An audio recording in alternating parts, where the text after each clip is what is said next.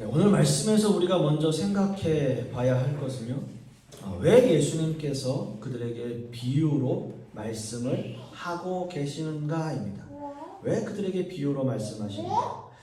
오늘 이 본문 마지막 절인 6절 말씀을 다시 보시면 예수께서 이 비유로 그들에게 말씀하셨으나 그들은 그가 하신 말씀이 무엇인지 알지 못하니라 라고 말씀하고 있어요.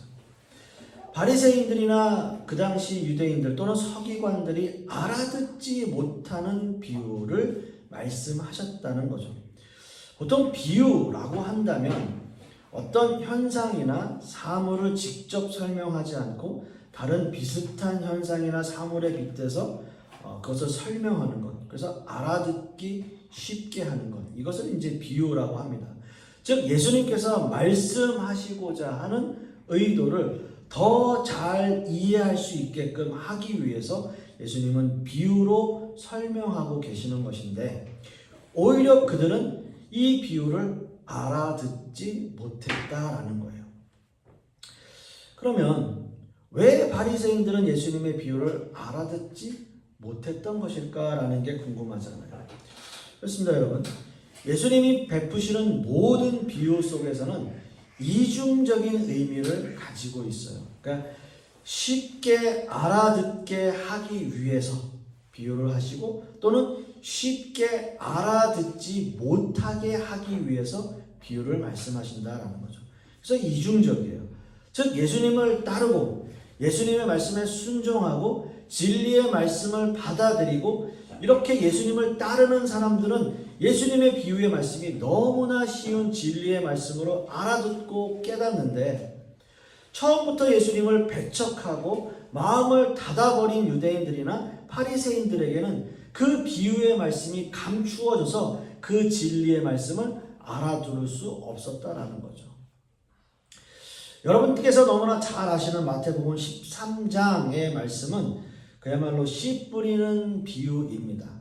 흔히 우리가 비유장이라고 할 정도로 예수님께서 여기서 비유로 말씀하시고 여러 가지 말씀들을 인용해서 말씀하셨는데, 거기에 말씀을 보시면 이렇게 기록되어 있어요. 이사야의 예언이 그들에게 이루어졌으니 일렀을 때 너희가 듣기는 들어도 깨닫지 못할 것이요 보기는 보아도 알지 못하리라. 이 백성들의 마음이 완악하여져서 그 귀는 듣기에 둔하고 눈은 감았으니 이는 눈으로 보고 귀로 듣고 마음으로 깨달아 돌이켜 내게 고침을 받을까 두려워함이었느니라 라고 말씀하고 있어요. 너희 눈은 봄으로 너희 귀는 들음으로 복이 있도다 라는 말씀을 하고 있는데, 바로 이 말씀에서 영적인 소경과 영적인 눈을 뜬 자가 분명하게 대조되고 있다는 거죠. 그러니까 눈을 뜨고도 보지 못하는 자, 예수님의 말씀을 듣고도 이해하지 못하는 영적인 소경을 말하고 있는 거고요. 그러나 영적인 눈을 뜨고 예수님을 보고 예수님의 말씀을 듣고 이해하는 자들은 그야말로 구원받은 하나님의 자녀임을 비유의 말씀을 통해서 이야기하고 계시는 것이다라는 거죠. 이것이 예수님께서 비유를 베푸시는 목적이에요. 어느 누군가에게는 쉽게 이해되고 그 비유의 말씀이 알아듣는데, 또 어느 누군가에게는 그것이 어려워서 알아듣지 못하는 말씀이다라는 거죠. 그런데 여러분, 이 말씀 속에서 예수님의 말씀을 알아듣지 못하는 바리새인들, 어떤 의미에서 너무나 당연하죠. 왜냐하면 그 비유의 말씀이 누구를 의미하고 있는지 그들은 착각하고 있기 때문이에요. 결국 이 비유의 말씀으로 자신들끼리 서로 다투게 되는 현상까지 벌어져요. 또 한 가지 이 비유의 말씀에서 먼저 우리가 생각해야 할 것은 바로 양의 우리에 관한 문제입니다. 예수님께서 양의 우리를 가지고 비유를 베푸신 것은 당시에 목축업을 일삼는 유대인들의 그 생활 습관 또는 그들의 풍습을 배경으로 해서 영적인 진리를 보다 쉽게 설명하기 위해서입니다. 당시에는 유목 생활이 큰 비중을 차지하고 있었기 때문에 양을 모아둘 수 있는 우리가 많이 있었어요. 물론 큰 곳은 돌로 벽을 만들고 지붕을 만들어서 여러 목자들이 그 양들을 함께 보호하곤 했는데요. 이곳에는 출입구가 있었고 출입구에는 특별한 문이 없어서 문지기가 지키거나 양의 목자들이 돌아가면서 문을 지키곤 했던 것입니다. 그리고 아침이 되면 목자들은 다시 자신들의 양을 데리고 그 이름을 부르면서 데리고 나가서 풀을 먹이고 하는 것이 그 당시 유대인들의 풍습이었어요. 그 생활 모습이었어요. 이게 양의 우리예요. 예수님은 바리새인들에게 양의 우리의 비유를 베풀고 계시는데 그들은 깨닫지 못했다라는 말씀을 하고 있는 거죠. 여러분 한번 생각해 보세요. 당시에 바리새인들이 뭐 좀 잘 살아서 그런 목축업을 하지 않는다 하더라도 자신의 백성들이 살아가는 그 모습을 이해하지 못했다. 그 목축업을 이해하지 못했다. 이건 좀 우리가 생각하기에 좀 이해가 안 되는데 라는 생각을 할 수 있는 거죠. 우리가 생각해도 이건 너무나 쉬운 비유예요. 그러나 왜 그 당시에 바리새인들은 이 비유의 말씀을 깨닫지 못하고 있는 거냐라는 거죠. 오늘 이 비유의 말씀에서 가장 중요한 것은 예수님께서 말씀하시는 그 비유들이 무엇을 상징하고 있는가라는 것이 너무나 중요해요. 이 비유의 상징들은 물론 1차적으로는 그 당시의 배경들을 상징하지만 또한 2차적으로는 지금 이 시대 우리의 모습을 상징하기도 하고요. 또는 오늘 말씀이 그 목자이신 예수님의 말씀들을 상징하고 있는 그 당시의 풍습들을 상징하고 있지만 그것들이 나와는 상관없는 일이다 라고 생각하고 있기 때문이에요. 그래서 오늘 이 말씀을 가지고 저는 두 가지의 주제로 은혜를 나누기 원하는데요. 첫째로 문으로 들어가는 목자 예수님이라는 첫 번째 제목입니다. 오늘 그 본문 말씀 요한복음 10장 1절과 2절 말씀을 한번 다시 보시면 내가 진실로 진실로 너희에게 이르노니 문을 통하여 양의 우리에 들어가지 아니하고 다른 데로 넘어가는 자는 절도며 강도요 문으로 들어가는 이는 양의 목자라 라고 말씀하고 있어요. 오늘 말씀 첫 번째 주제에서 가장 중요한 것은 바로 누가 목자인가 라는 거예요. 누가 목자인가?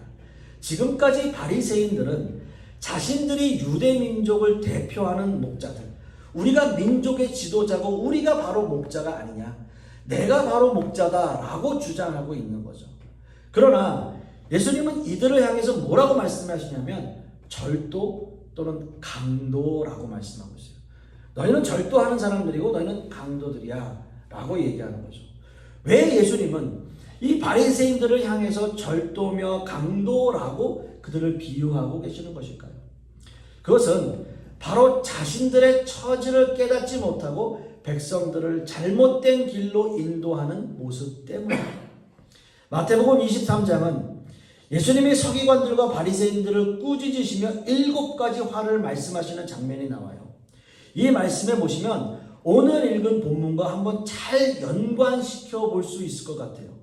마태복음 23장 13절부터 한번 보면 7가지 화를 말씀하시는데 첫 번째는 이겁니다. 13절 말씀을 보시면 화 있을진저 외식하는 서기관들과 바리새인들이여 너희는 천국 문을 사람들 앞에서 닫고 너희도 들어가지 않고 들어가려 하는 자도 들어가지 못하게 하는도다 라고 말씀하고 있어요. 천국을 자신들도 못 들어가고 남도 못 들어가게 하는 자들, 이들이 바로 절도며 강도라고 하는 거죠. 어떤 의미에서 절도나 강도보다 더한 사람일 수 있어요. 여러분 생각해 보세요. 그저 한순간의 문제로 끝나는 것이 아니라 자신의 영혼이 영원한 천국의 의미는 천국을 못 들어가게 하는 것. 엄청난 일이잖아요. 또 다음 15절과 16절 말씀에도 화가 지나가고요. 17절 말씀에도 보면 어리석은 맹인들이라고 말하고 있고요. 19절 말씀에도 맹인들이요 라고 이야기하고 있고 23절에도 화가 지나가고 있고요. 24절 말씀에서도 맹인된 인도자여, 그리고 25절에도 화가 지나가요. 26절 말씀에도 눈 먼 바리새인들이여, 그리고 마지막으로 27절과 28절까지 7번의 화가 나오고 있어요. 여러분 이 말씀들이 오늘 읽은 본문과 요한복음 9장에 나오는 나면서 소경되었던 자의 사건과 계속 연관되고 있는 거예요. 오늘 말씀에서 예수님이 바리새인들을 향해서 절도며 강도로 표현한 것은 너무나 당연합니다. 백성들을 사망의 길로 인도하고 있는 그 바리새인들은 영적인 살인자라고 해도 과언이 아닐 거예요. 이들은 양의 우리를 정상적으로 들어갈 수 있는 사람들이 아닙니다. 자신들의 양이 아니기 때문이에요. 먼저 자신의 양이었다면 그 문을 정상적으로 통과하고 들어갈 수 있었어야 했잖아요. 그러나 자신의 양이 없이 우리에서 양을 가져가야 한다면 그것은 양을 강탈해 가는 거예요. 만약 이들이 양에게 접근을 시도한다 하더라도 문 앞에 목자들이 지키고 있어서 그 목자들이 그 모든 것들을 막아내야 하는 거예요. 그러나 여러분, 진정한 목자는 다릅니다. 진정한 양의 목자는 우리에서 자신의 양들이 평안하게 휴식을 취하게 하고 잠을 자게 할 수 있어야 돼요. 그리고 진정한 목자는 양의 우리의 문을 밤새도록 지키고 있어야 하는 거예요. 행여나 사나운 맹수가 공격할까, 아니면 비바람이 쳐서 지붕이 날아가지는 않을까, 그 양들을 보살피고 보호하는 것만이 진정한 목자의 모습입니다. 우리는 그분을 바로 예수 그리스도라고 이야기하는 거죠. 사랑하는 성도 여러분, 우리는 예수님 안에 있을 때만 안전합니다. 예수님이 우리를 불러주시고 자녀 삼아주셨다면 예수님 안에 거하는 삶이야말로 가장 안전하고 가장 평안한 곳일 거예요. 우리는 이곳을 떠나서는 한순간도 살 수 없는 존재라는 거죠. 세상은 언제나 우리를 유혹합니다. 우리를 어떻게든 천국에 들어가지 못하도록 우리를 막으려고 합니다. 세상에 바리새인 같은 사람들이 너무나 많아서, 또는 율법적인 신앙으로 남을 정죄하고 판단하고 좌절감에 빠뜨리게 돼요. 그런 사람들 많습니다. 그런 사람들은 어떻게든 교회라는 울타리를 넘으려고 노력할 거예요. 어떻게든 교회 안에 신자들을 약탈해 가려고 노력할 거예요. 그런 수단과 방법을 가리지 않고 우리에게 접근하며 어떻게든 넘어뜨리려고 노력할 것입니다. 여러분, 그런 악한 세력이 아주 무서운 모습으로 우리에게 다가오는 것 아니에요. 무슨 괴물 같은 사람들 아닙니다. 고린도후서 11장 13절 15절 말씀 보면, 그런 사람들은 거짓 사도요, 속이는 일꾼이니 자기를 그리스도의 사도로 가장하는 자들입니다. 이것은 이상한 일이 아니니라. 사탄도 자기를 광명의 천사로 가장하느니, 그러므로 사탄의 일꾼들도 자기를 의의 일꾼으로 가장하는 것이 또한 대단한 일이 아니니라. 그들의 마지막은 그 행위대로 되리라 라고 말씀하십니다. 이 본문 말씀에서 뭐라고 이야기합니까? 그렇게 양을 강탈해가고 약탈해가고 그들을 훔쳐가려고 노력하는 사람들 무슨 괴물 같은 사람이라고 이야기합니까? 아니에요. 의의 일꾼처럼, 그리스도의 사도처럼 그렇게 가장하고 있다. 여러분, 이 말씀 잘 들으세요. 누구를 가장하고 있다고요? 바로 그리스도의 사도, 그리스도의 사도로 가장하고 있다. 여러분, 이런 말씀들이 교회 안에, 그 교회 안에 그 모든 것들을 가장하고 있다라고 하는 얘기예요. 교회 안에서 복음이 선포되지 않으면, 교회 안에서 말씀이 선포되지 않으면, 교회 안에 사랑이 메마르고 서로 시기하고 질투하고 분내는 일들이 일어나고 있다면 교회로서의 모습, 교회로서의 어떤 역할을 감당하지 못하고 있는 거죠. 사랑하는 성도 여러분, 예수님 안에 거하는 모든 분들이 되실 수 있기를 간절히 소망합니다. 예수님 안에 있을 때 우리는 비로소 천국을 소망하고요, 하나님의 백성으로 살아가게 되는 거예요. 그것이 또한 교회라고 하는 거예요. 교회 안에 우리의 희망이 있고요, 교회 안에 사랑이 있고요, 교회 안에 겸손이 있고, 교회 안에서 온유하며 오래 참고 용납하는 모든 것들 역시도 교회 안에 있어요. 누가 양의 우리의 문으로 들어갑니까? 누구만이 양의 문으로 들어갈 수 있습니까? 바로 예수님이시죠. 예수 그리스도시죠. 예수님만이 우리를 천국으로 인도하실 것이고요, 예수님만이 목숨을 바쳐 우리를 지켜주시는 분이에요. 이런 주님만 믿고 의지하시는 저와 여러분 되시기를 소망합니다. 두 번째는요, 양은 목자의 음성을 듣는다는 거죠. 오늘 함께 읽은 요한복음 10장 3, 4절 말씀을 다시 한번 보시면, 문지기는 그를 위하여 문을 열고 양은 그의 음성을 듣나니 그가 자기 양의 이름을 각각 불러 인도하여 내느니라. 자기 양을 다 내놓은 후에 앞서가면 양들이 그의 음성을 아는 고로 따라오되 라고 말씀하고 있어요. 목자들은 아침이 되면 우리의 문에서 양들을 부릅니다. 밤새 목자들에 의해서 지켜진 양들은 평안한 휴식을 마치고 목자의 부름에 따라서 푸른 초장으로 인도되는 거예요. 여러분, 실제로 양들은 자신들의 목자들의 음성을 인식하고요. 그리고 목자들은 양의 특성들을 잘 알아서 양의 이름을 지어주는 거죠. 그래서 목자들이 양들에게 가지는 아주 개별적인 사랑과 관심의 표현이에요. 마치 이런 거예요. 예수님께서 베드로라는 이름을 주시고 또 그러니까 시몬에게 베드로라는 이름을 주신 거죠. 이제 시몬 베드로라고 이름을 주신 거죠. 요한에게는 울의 아들이라는 어떤 별칭을 지어준 것 같은 의미예요. 여러분, 한번 몇 번 보지 못한 사람이라도 자신의 이름을 기억하고 불러주면 우리가 기분이 굉장히 좋잖아요. 저 같은 경우는 이름이 동화라는 이름이고 성도 이제 보시니까 일반적인 성보다는 좀 많지 않은 성이니까 제 이름을 기억하는 사람들이 꽤 있어요.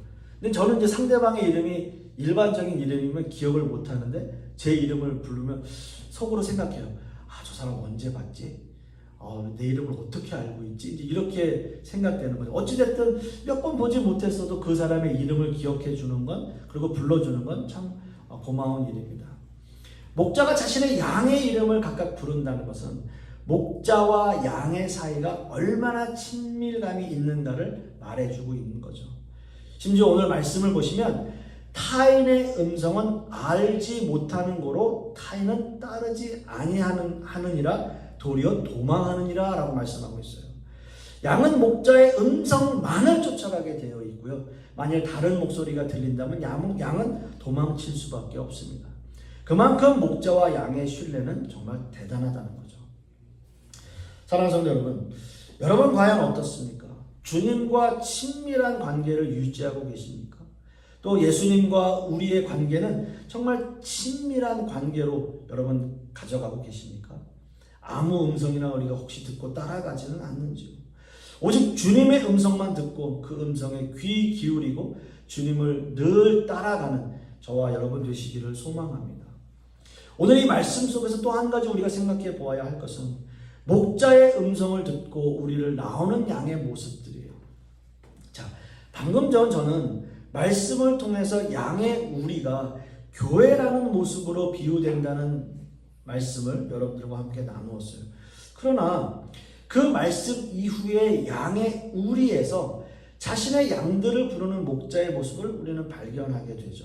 그렇다면 우리가 생각하는 종착지라고 하는 것, 그것이 양의 우리가 아니다라는 생각이 들어요. 비유는, 양의 우리에 대한 비유는 그것이 교회이고 멀게는 천국이라는 생각을 하게 되는데, 그것이 그 이름을 부를 때마다 양들이 목자를 따라 나온다고 한다면 그러면 그 우리라고 하는 것이 종착지가 아닌가라는 생각인 거죠. 그렇습니다. 양의 우리는 우리의 종착지는 아니에요. 우리가 잠시 머무는 곳이에요. 이 양의 우리가 교회라면 우리에게는 영원한 본향인 천국이 있기 때문이에요. 그래서 이 말씀에 또 다른 힌트가 있어요. 요한복음 10장 16절 말씀에 보면 이렇게 기록합니다. 또 이 우리에 들지 아니한 다른 양들이 내게 있어 내가 인도하여야 할 터이니 그들도 내 음성을 듣고 한 무리가 되어 한 목자에게 있으리라 라는 말씀이에요. 이 말씀은 예수님의 사역이 점차 이방 민족들에게도 전파된다 라고 하는 것을 시사하고 있어요. 결국 양의 우리는 잠시뿐이에요. 우리의 궁극적인 목적은 예수님을 따라 천국을 향해 가는 것이 우리의 궁극적인 삶의 목적이라는 거예요. 영원한 본향을 향해 우리에서 나와서 예수님을 따라 푸른 초장으로 가는 거죠. 자, 이 말씀은 우리에게 너무나 중요한 메시지를 줍니다. 우리 밖을 나오는 양들, 천국으로 가는 여정, 교회와 세상에서의 삶, 교회 안에서만 머무르지 않는, 결국 세상과 함께 공존하는 신자의 삶을 의미하고 있죠. 그렇다면 양들에게 가장 중요한 것이 무엇일까요? 그 우리를 나와 예수님의 말씀을 따라 푸른 초장을 걷고 있는, 그래서 세상을 걷고 있는 그 양들에게 가장 중요한 것, 목자의 음성이죠. 목자의 음성. 그 말씀, 그 목자의 음성을 따라 쭉 따라가는 거잖아요. 그래서 그것은 말씀이에요. 우리 밖을 나와서 말씀을 따라가야 돼요. 그 말씀을 따라가지 못하면 어려운 거예요. 힘들어지는 거예요. 이게 오늘 비유의 말씀입니다.